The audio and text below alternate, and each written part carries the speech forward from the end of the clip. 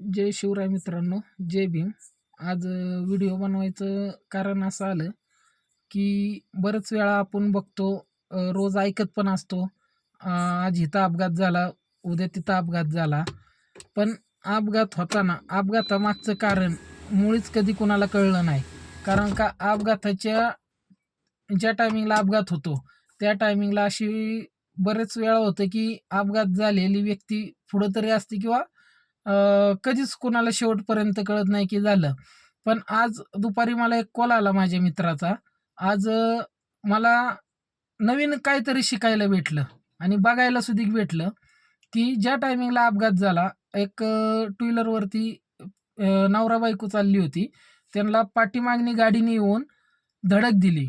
धडक दिल्याच्या नंतरनी तालुका पुरंदरमधलीच ही गोष्ट आहे.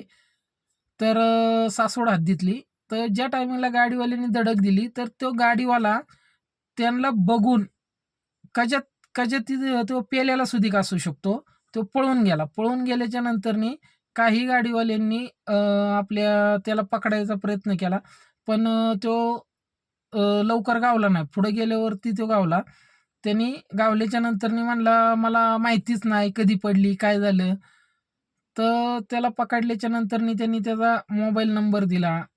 म्हणला, "काय आहे ते तुमचा खर्च देतो." आज जी महिला होती, त्या महिलेच्या डोक्याला गंभ अशी दुखापत झाली. 5 टाके ते 6 टाके पडलेले आहेत. आज जर ती व्यक्ती त्या अपघातात जर दगावली असती किंवा गेली असती, तर आज लय मोठं संकट त्यांच्यावरलं टळलं म्हणायचं. आज आपण बऱ्याचशा गोष्टी पाहतो टीव्हीवरती, चॅनेलवरती. कुणालाच काय ह्याचं पडलेलं नसतं आणि कोण ह्याच्यात लक्ष पण देत नाही. ज्याला त्याला प्रत्येकाचं काम असतं. पण माझं म्हणणं असं आहे, ज्या टायमिंगला आज आपण कुठेतरी अपघात बघतो, अपघात झालेला बघतो, तर माणूस पोलिसांच्या भ्यानी, कशाच्या भ्यानी ह्याच्यामध्ये पडत नाही. पण माझं म्हणणं असं आहे, की जर त्या व्यक्तीला जर तात्काळ मदत जर भेटली, तर एखाद्याचा जीव वाचू शकतो आणि त्याला मदत जर भेटली, तर प्रत्येकाचा हा फॅमिली विषय असा असतो, की त्या एखाद्याच्या कुटुंबावरती ती फॅमिली असते. तर त्या फॅमिलीतनी जर एखादा व्यक्ती जर दगावला, तर त्या मागच्या फॅमिलीला जी पीडित ज्या घरात आपले व्यक्ती आहेत, त्यांना एवढा जे त्रास होतो, ती घर अख्खं खचून जातं. तर माझं म्हणणं असं आहे, ह्याने जर आता ह्याचा तर नंबर भेटलेला आहे, फोन नंबर भेटलेला आहे, गाडी नंबर भेटलेला आहे. पण ह्याच्यात असं व्यक्ती आहे, की समजा स्वतः देऊन सुद्धा तो पळाला. त्याची आपण म्हणतो ना, माणुसकीला काळिंबा फासण्याची गत झाली, तशातली गत आज ह्याने तारा केली. गावला तर चोर नाही तर सावकार. आपण तर बघतोच. पण ह्याने असे विषय केलेला आहे, की स्वतः गाडी नंबर देऊन, मोबाईल नंबर देऊन पळून गेला. त्याचा मी कॉल केला त्याला. म्हणलं, "दादा, तू त्यांना दवाखान्यात न्यायला पाहिजे होतं. तू का पळाला? हा समजा माराच्या बेणी पळाला, कशाच्या बेणी पळाला, ठीक आहे. पण तू कमीत कमी पोलीस चौकीला जायचं होतं किंवा ॲम्ब्युलन्सला फोन करायचा होता. माझ्या हातनी असा ना असा अपघात झालेला आहे." ज्या टायमिंगला मी ज्यांना त्यांनी धडक दिली होती, त्या व्यक्तींना भेटलो, तेव्हा ते म्हणले तो फार प्यायलेला होता. प्यायलेल्याच्या बेनी आणि गाडी आपल्या महाराष्ट्रातली नव्हती, बाहेरची गाडी होती. त्यांनी ती गाडी आणली होती. गाडी मी चेक केली ऑनलाईनला, तर गाडी महाराष्ट्रातल्याच आपल्या व्यक्तीच्या माणसाचं नाव दाखवतीये.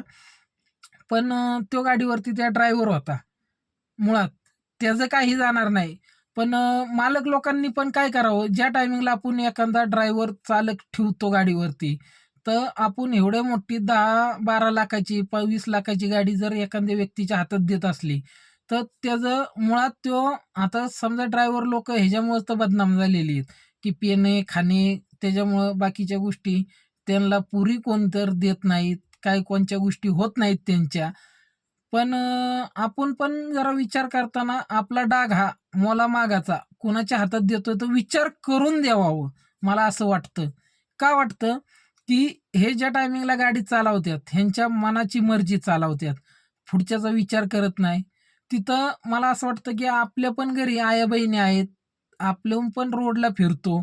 जर ह्यांना जर बेभान राहिलं नाही, ह्यांनी जर असंच चालवत राहिलं, आज सरकार बघतो आपण वारंवार सांगतो, काय मध्ये थोड्या दिवसापूर्वी हवेची दारूची दुकानं होती ती बऱ्याच अंतरावरती नेलती सरकारने. त्याच्यानंतरनी आपण जी दारू प्यायले पोलिसांच्या बऱ्याच कारवाई होत्यात. पण ह्याचं कोण गांभीर्य घेत नाही. एक कायद्याचा किंवा आपण जी म्हणतो ना प्रशासनाचा ह्यांनी फक्त खेळ लावलेला आहे. सरकार कुठेतरी ह्यांचं जे आपण म्हणतो ना दबाव ह्यांना खेळ वाटतो. काय, काय होतं धडाकल्यावर? खर्च देऊ, अमुक करू, तमुक करू. पण आपण कुठेतरी ह्याला आळा घालण्याचा काम केलं पाहिजे. समजा ड्रायव्हर लोकांनीच केलं पाहिजे. का? तर एकामुळं बाकीचे ड्रायव्हर खूप बदनाम होतात. का होतात? की असल्या ड्रायव्हरांमुळं पेताड-खाताड म्हणा, काय म्हणा, ज्याला फॅमिलीची, ज्याला घराची कुणाचीच आच नाही. त्यामुळं बाकीचे जे शिकलेले चांगली-चांगली 10वी-12वी डी-एड झालेली पोरं ड्रायव्हिंग करून त्यांचं घर, कुटुंब चालवतात. पण त्यांना काय होतं, आज मस्त त्यांना नोकरी नाही, पाणी नाही. आज आपण बघतोय सरकारचं आज चाललेलं आहे. पण त्या मुलांना जिथं मुलगी बघायला जाईल तिथं म्हणतो, पोरगा ड्रायव्हर आहे, नको त्याला मुलगी द्यायला." पण प्रत्येक ड्रायव्हर असे नसतात.